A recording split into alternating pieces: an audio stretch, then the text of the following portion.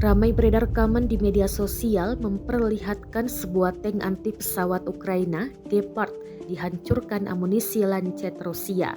Rekamannya beredar di Telegram pada Jumat, 28 April 2023. Gepard yang terparkir sebelumnya diintai drone Rusia, Lancet meluncur dalam hitungan detik dan menampar target.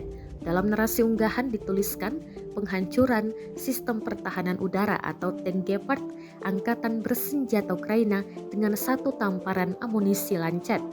Serangan tampak tepat mengenai sasaran dan meluluh lantakkan Gepard. Beruntung tak ada korban jiwa yang dilaporkan dalam penyerangan ini.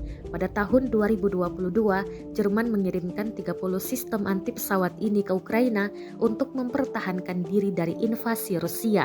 Perannya adalah untuk melindungi unit tempur, pasukan, dan instalasi kunci dari serangan udara.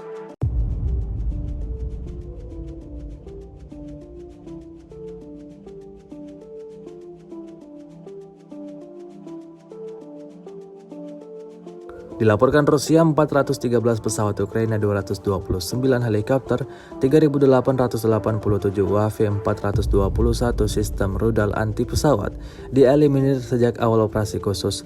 Sementara itu dari kubu Kiev, Kementerian Pertahanan Ukraina melaporkan 540 prajurit Rusia dieliminir dalam 24 jam terakhir. Total 189.460 prajurit Federasi Rusia meninggal sejak awal konflik hingga hari ke-429.